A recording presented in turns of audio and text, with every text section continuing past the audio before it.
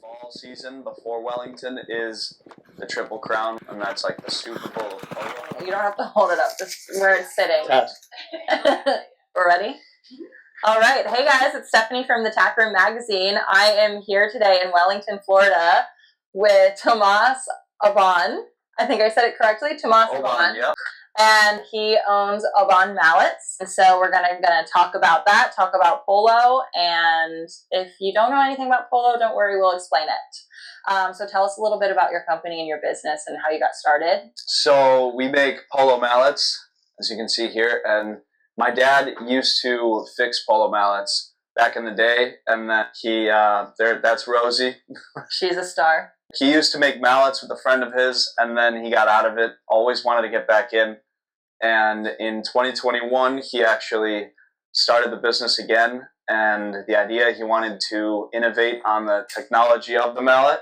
So he asked me if I wanted to help with him. And, you know, I've always played polo, so it's a great way to get involved. And yeah, so that's how we started. And since then, we've just been working on getting better and better. So tell me a little bit about, like, how is a polo mallet made? What kind of materials do you use? Explain it a little bit. So the cane, the main part of the mallet, is made of rattan. It looks like bamboo.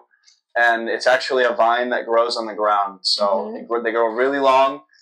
They find them in the jungle. They cut them to size. In the jungle, that sounds exciting. Yeah, in the jungle, Southeast Asia. So cool. Singapore, Malaysia, Indonesia.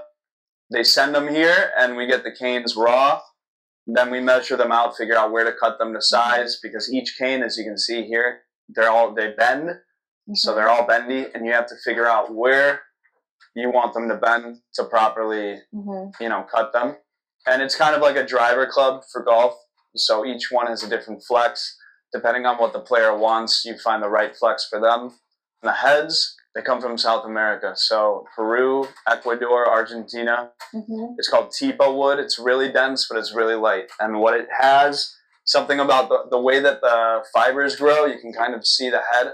The fibers grow horizontally. It creates a somewhat like a spongy, they're really hard, but when you hit it with the ball, it kind of contracts. And, okay. Yeah, so they've tried other wood, but nothing works as good as Tipa wood. Our job is basically to find, like, each cane, the way we see it, has like the potential to be a great cane, you know? So you find the right place to cut them.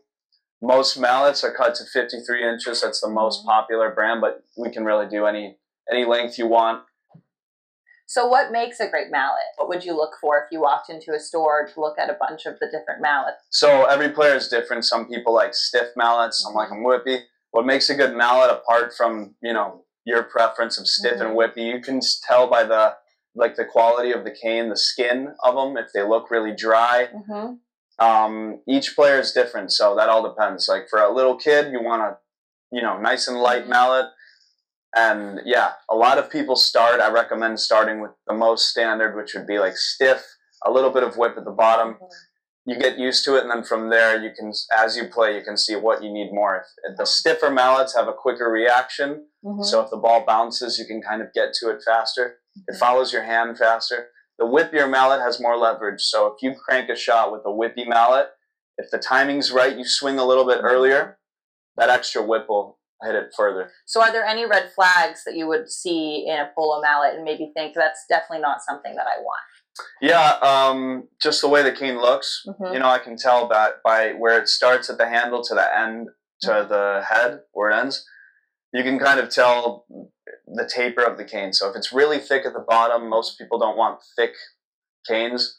That's really the main way. I mean, it becomes an automatic thing. You see a mallet hanging, and if it looks good, it looks good, and then the amount of knots it has, and if it has any weird growths on it, you don't want, So that's the main thing. You can just tell by looking at it from thick to thin, and then you can grab them, check where it bends, and that's, So what's kind of the durability that you can expect from a good mallet? A good mallet, it depends how hard you play, how hard the other team plays, because when you go to hit the ball, to prevent you from hitting the ball, if I'm on defense, I will hit your mallet with mine. So they have a lot of wear and tear. What we've been doing at the tapes here, we've been trying all kinds of different ways to reinforce them. Some work, some don't. You know, every time you fix a problem, a new problem comes up. But we've been through the years finding a way to make them more durable without sacrificing the quality of the feel of the mallet. So it should feel like a normal mallet, but it should last longer. And so far, we've had a great turnout. So that's something you'd say you fine-tuned and kind of got a technique that works for you guys. Oh, yeah. We've innovated with that through the years, you know, trial and error. We started making mallets the same way anyone else would make mallets. There's a traditional way to make them that's been the same way for a long time. And I just constantly ask myself, what can we do better? How can we fix this, change this? So we've been trying different stuff, and I'll give them to a friend to try to see what happens. There's been a lot of issues over the years. You fix that issue. That's been happening now for several years, but we've finally gotten to the point where, you know, you have a really solid product now. Yeah. That's exciting. Yeah. So how has kind of the market response to that been now? Pretty good. Yeah. Honestly, yeah. Since fall of last year that we've come up with our final, you know, design product, everybody seems to be happy. There's always something we can change because we create a product, but it's also a service to each player. So each player might like something slightly different than the other. So we have our base model of the product that we provide, and then based on that, we critique. It's fully custom. So the weights, the flex, the shape of the grip, the size of the grip, everything can be changed. And a lot of players end up changing things as they go. You know? So they might want something a little stiffer to try. So it's always changing. It's more of a service. We're like we like tailor clothes for polo players. Yeah. So what are your goals for your business? Goals for the business, just to expand and maintain the quality. The quality of the product and the service. The service for me is the most important part. If you have a problem with something, what I see as my job is to figure out what's causing that problem. Come here. I got it. Come here. Come here. Come on. Do you have any dream players that you would love to build a mallet for? Dream players. Everybody's aiming to make mallets for the Argentine Open. So it's the highest tournament in the world, and there you have all the best players. So the handicap in polo is from 0 to 10, and there's very few 10 goalers in the world, and that's what everybody's aiming for. If you make mallets for 10 goalers, that means that they're good. So awesome. So that's the dream. That's the dream. Yeah. Hold on. Gosh, you got to get rid of this. She's killing me. So yeah, in the Open, the best players, they have the best horses. A lot goes into making the best horses. There's a lot of people around the organization that work really hard to make sure at that level that everything performs well. And when they're out there, like, what's important for us on the field, it's just the player, the horse, and the mallet. Really, it's, you know, there's other equipment there, but what's really functioning is the horse, the player, and the mallet. So for a player at that level to use the mallet, it's really important. Everybody at that level, they're all different. They all use different mallets, and their style of playing is all very different. Every player has a different reason, not just for the highest level, obviously, because that's where the most people watch and that's where the performance is at the highest level. But for me, it's just interesting to hear the feedback of each player. Yeah. From every new customer we get, they'll tell me how they want the mallet, and I'll always ask why. Because if I know why, then for someone else in the future that's like, hey, I don't know what I want, you know, then you can kind of use what, you know, if it, well, this worked for that person, so maybe try this. Or... Yeah, absolutely. Absolutely. So tell me a little bit about yourself as a player and a rider. What's your background? So I always played for fun since I was like 10. My parents met through polo, so my mom's family's from Chicago, and they've been playing polo for a long time, like my great-grandfather, so they've always... It's in your blood. Yeah, they met through polo, so I've always been involved. But no, I just played for fun. After high school, I had the chance to play professionally, but I've always liked design. I've always wanted to do something with design or film school. So I went to business school, and then I did a bit of film school. Then my dad came to me, asked me about making mallets, and that's why we've innovated on the design of the mallet. So the design is your passion. Yeah, I love the design. At first, the design was just to make them look cool, but now the actual design fits into the function of the mallet. Yeah. So the quality of the actual performance has a lot to do with the design part. Like we're engineering, we're looking at every little detail. So yeah. So let's get into a little bit about polo. I think we have a lot of people at the Tack Room Magazine that read and are maybe from Dressage or Hunter Jumperland and maybe don't know anything about polo. Even myself, I don't know much about it. And it's something that I'd love to go watch some polo matches. I see the polo brunch, looks like a lot of fun. But, what is kind of like if you were talking to someone who has never seen a polo match before, doesn't really know anything about it, but wants to go spectate, wants to kind of understand it a little bit, how would you describe it? Well, there's two different types of polo you can go watch. Like casual polo, if you go to a casual game where everyone's tailgating, it's a lot of fun. Yeah. It's a whole different vibe. You can go to NPC and watch a game from the stands. You might get a better view of the game.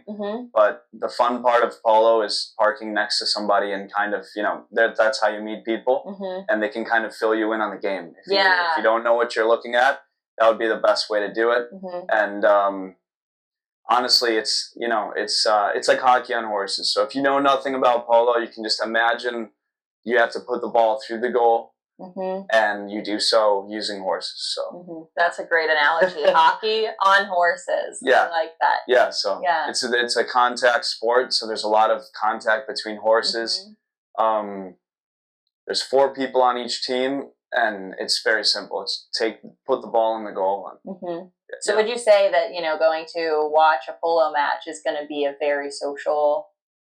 Yeah, I mean, it gets social. Yeah. If you tailgate next to people, that's how you meet people, and then it's a pretty social thing for the people in polo. Like it's a small world. We all know each other, so yeah. The whole horse world is a small world. It's a small world, yeah. And then all the tiny little worlds within it. Yeah, the little worlds. So like, if you go watch a polo game in another country, you'll probably see somebody that So it's a small.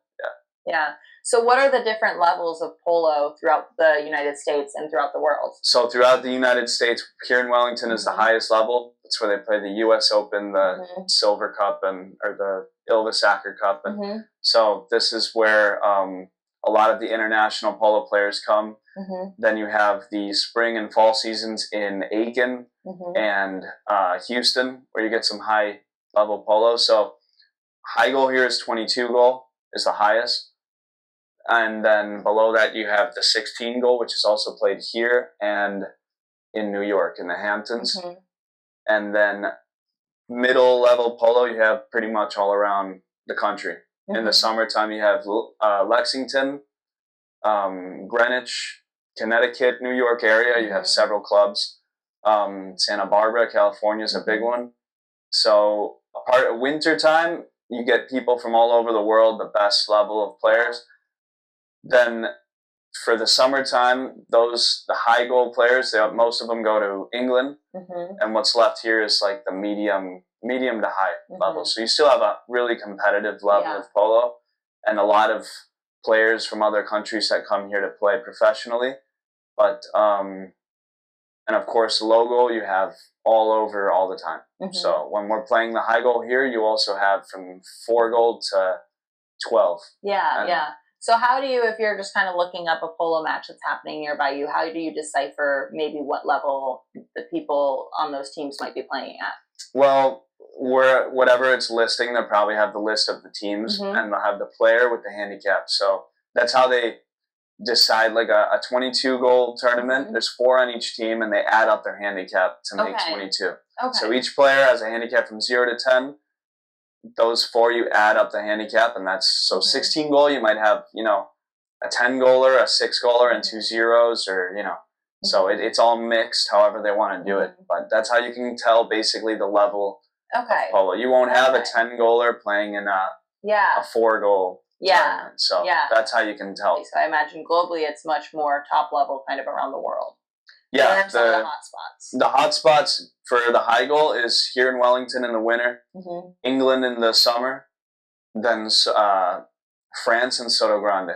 So France has Chantilly. That I don't know which one comes first, but you have Soto Grande, Spain, and then France, and then back to Argentina. Argentina is the highest level. That's where by far the highest level of polo comes, and the most high level players come from Argentina. Yeah. So right now, fall season before Wellington is the Triple Crown, which is Argentina. You have the Hurlingham Open, Tortugas, and then Palermo, and that's like the Super Bowl of polo. That's what they're all trying to win is Palermo. And so is that going on right now? That's going on right now. They just finished. They finished Hurlingham. They're about to finish Tortugas, and then they'll start the big one. Yeah. So do you still play? Yeah, so I played for fun. I went to college in Argentina, so I got some horses there, and I played at Hurlingham. It's that's awesome. Yeah, just amateur polo, super fun, and a lot of fun. I love playing, so I was able to go to school, play, came back here. I did a season in Chicago, and all through high school, I worked as a groom, so I'd work to play, so take care of horses, and then they'd let me play. So. Yeah. I almost think there's something to be said about grooming in order to get your access to your ride time. Even everything. From a hunter jumper or dressage background, I think it just teaches you so much about the horse from a different perspective that I think translates really well once you're in the saddle. Yeah, it changes everything. Yeah. Because when you're working with them all day, when you get up in the saddle, you forget you're on a horse. You're just dealing with. Yeah, I'm with them all day long. So last time I groomed, I had 12 horses all day long. Some you just start picking up on little details, like which one's in a bad mood. Yeah, they don't talk to you, but you can just tell.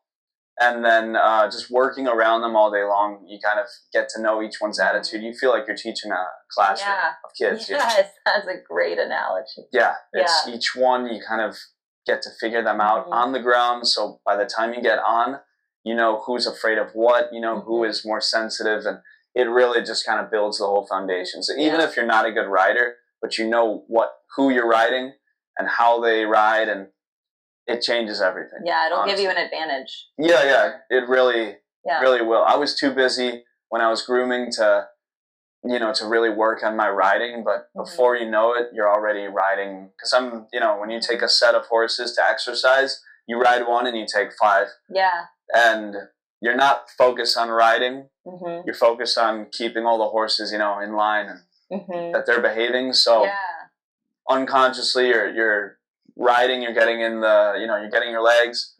And so it's kind of automatic.